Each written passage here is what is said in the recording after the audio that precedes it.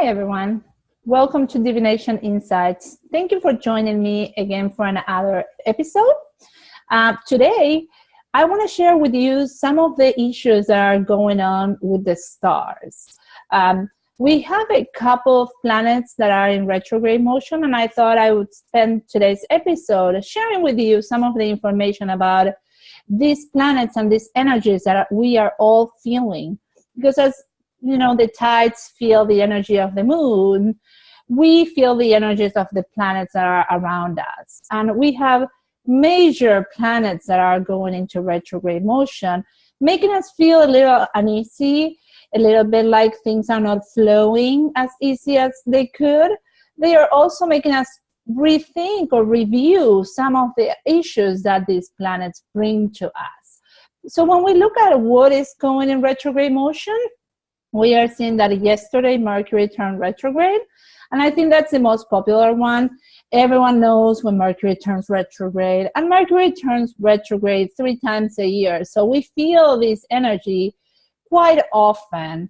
It has turned retrograde in the sign of Taurus, and it's going to go backwards and touch again the sign of Aries. So what we are looking at is all the situations where we have maybe we have to review where our energies are focused, how we are prioritizing, how we are communicating, and whether we are being stubborn and trying to push the river instead of going with the flow. Mercury is the planet of communication and transformation and transportation. Maybe transformation is coming for Mercury, but definitely it's about transportation and communication. So when we look at the issues that we experience when Mercury goes retrograde, it's definitely issues with the internet, the connection, communications, texts that don't get, the mail get lost. It's actually tax season, so be sure to make sure that your taxes go through correctly. There's a lot of fine printing that you may miss, or you think that you submitted something and then you find out that you forgot, or it didn't go through, or it wasn't properly connected. So definitely start looking into that. If you have any travel plans, also make sure to allow additional time, to get from where you are going to where you gotta get, because usually we face delays. There's traffic jams, there's issues with the car, there's issues with the plane may not be going, or things like that. So you got to be prepared for this. I know that retrograde planets get a bad reputation, but it's not actually as bad. I think we live in a society where we are going really fast. We are going 1,000 miles an hour, and these retrograde periods are a pause to think and feel and sort of touch base and see if we are still going in the right direction, if we are still making the choices that we are supposed to be making, or where have we got off track. And having said that, another planet that's retrograde besides Mercury, it's the planet Venus. Venus turned retrograde in March, and the topics that Venus brings to us are the topics of relationships, passion, and love. And it has turned retrograde into the sign of Aries, and it's going backwards into Pisces. So the topics of Aries, Pisces are, how passionate are you? Where is your fire? What ignites your fire? But you gotta use the fire in a positive way, because fire can cook meat or can burn a house down. So depending on how you are putting your energy, you may be bringing some toxic situations or some toxic relationships. So you may be experiencing some shifts, right? Some people that just drop off, or some conflict arises. And now with Mercury being retrograde, be mindful how you communicate, because some communications, if you are not being careful, they may bring some conflict. So you want to be cautious. Another topic that Pisces brings, because we have both Aries and Pisces in the retrograde period, Pisces talks about Are you following your dreams? What dreams have you given up on? And should you pick them up again? Is your spirit telling you like, yes, I want to follow this dream? It was one of my dreams, and now like I put it aside because I have responsibilities, I had things to do, and now I want to pick it back up. So again, it's a period to reassess, reconnect, review, replan. So when we go direct, you are ready to take the next step into whatever you have been working on during the retrograde period. Another planet that is retrograde is Jupiter. Jupiter turns retrograde in February 6th. So we have been experiencing Jupiter retrograde for a little bit now, maybe a little over 2 months. So you have been feeling that situation, and it has turned retrograde in the sign of Libra. Libra is all about balance, harmony, diplomacy. So Jupiter retrograde in this sign is asking you what areas in your life are out of balance. What areas you need to bring back to, a harmony or a balance, because maybe you are working too hard. Maybe you are not sleeping enough. Maybe you are doing too many things and you need to rest a little more.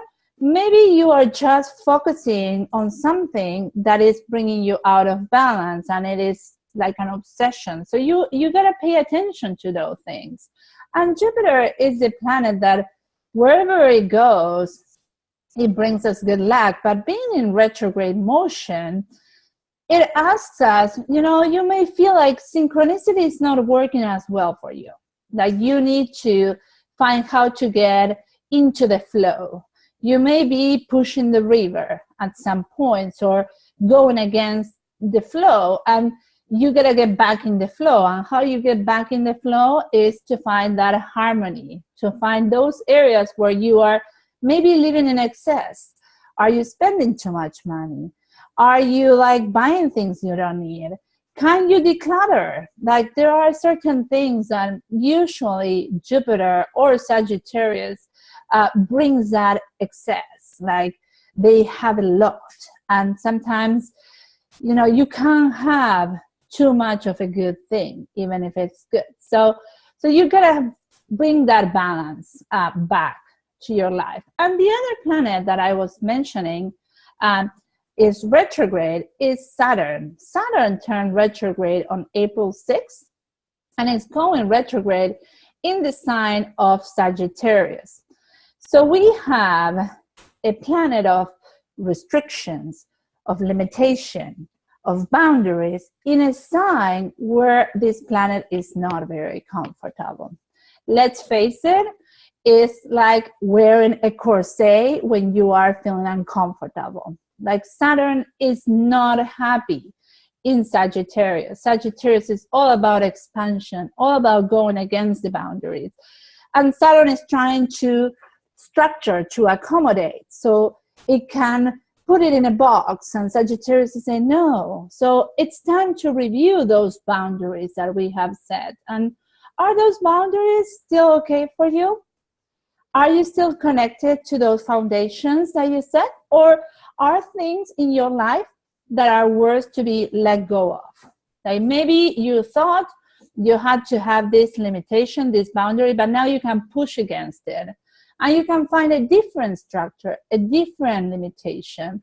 But this one that you had is no longer so. So you are given an opportunity to review and reset some of the items that these planets bring. Like I said, with Mercury went retrograde in Taurus, and it goes into Aries. So it brings a little bit of like, what areas we need more perseverance, what areas we need to put more energy to be able to make our goal, what areas maybe we are stubborn and we are hitting our head against the wall and we gotta let them go as well, right? So depending on where in your chart these planets fall, you may have additional insights, but that is the vibration we are feeling. It's like, is it worth pushing and pushing and pushing, or is it time to let it go? Venus tell us, are you putting your fire to good use, or are you using your fire just to burn down the house? Okay, because you can use fire to cook meat, but you can use fire to burn down the house as well. So where is your passion, and are you connecting with your passion from a positive place? And are you connecting with your dreams? Or have you let go of some dreams that you may be worth having right now? So it's asking these questions. And then we get to Jupiter and to Saturn. And Jupiter says, let's find some harmony. Let's find some balance. And Saturn says, well, let's let go of some of these boundaries that are no longer valid. Let's restructure my foundations, because maybe I've been building in a ground that is not as solid. So it's time to rebuild, or, destroy and rebuild those boundaries. When we look at the planets and the retrograde motion, we see when they turn retrograde and when they turn direct. But we also have to pay attention to what's called the shadow period, because we start feeling the vibrations when the shadow period starts. And the way we look at, where the planets are, you will need an ephemeris. So you can find this book, Amazon, online, any place. There's also online ephemeris, and there's plenty of apps on the iPhone and the Android where you can find ephemeris as well. So you will want to get one of these books or one app that shows you where the planets are going to be, where the planets were, and where the planets are today. So that shows us on a spectrum. As you saw, my book is for 50 years. So it started in 2000 and it's going to go to 2050. So I can see a little bit of like progressions and where the planets are going to be. But the way we look at the shadow period is we got to look at when the planet turns retrograde, what degree the planet turns retrograde, and what degree the planet turns direct. Okay, so for example, if we take Mercury, Mercury turned retrograde at 4 degrees 47 of Taurus, and it will go back to 24-33 degrees of Aries.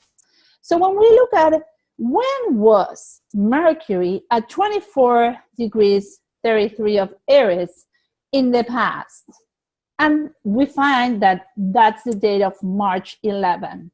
So that's where the shadow period started. Even though Mercury turned retrograde on April 9th, the shadow goes to March 11, because that's when, this planet was again at 24-33 degrees of Aries.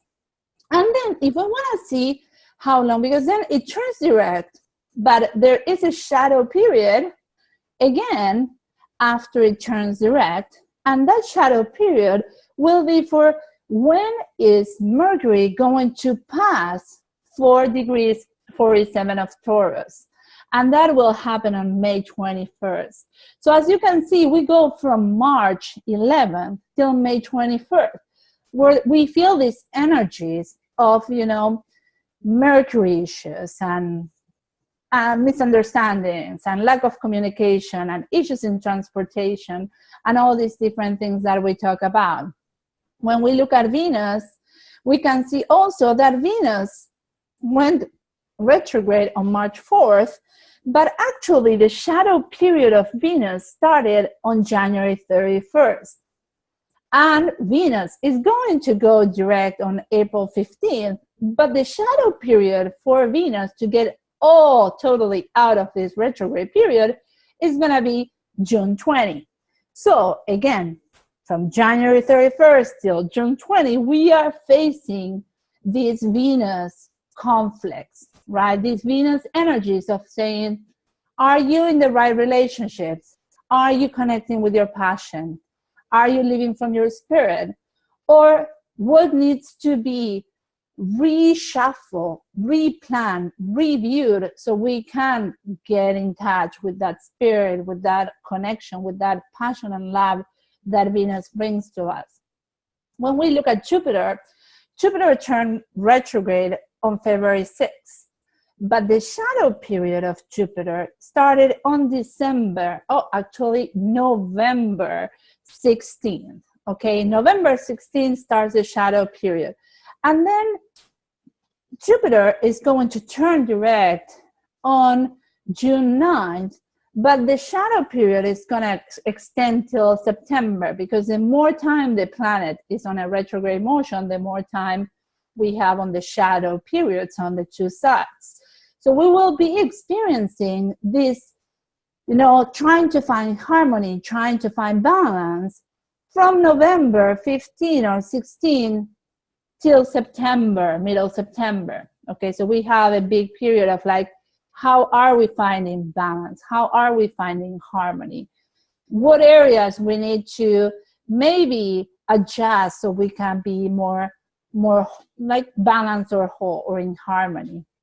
And when we look at Saturn, which is the final planet that is in this retrograde motion and is bringing us some issues, as I said, it turned retrograde on April 6th, and it will turn direct on August 25th. But the periods began from December 28th of last year till December 1st this year. So we are experiencing this going back and forth in the sign of Sagittarius, where actually, like I said, Saturn is not very happy there. Saturn is like feeling uneasy because it needs to let go of the boundaries. It needs to let go of the limitations that make Saturn feel safe.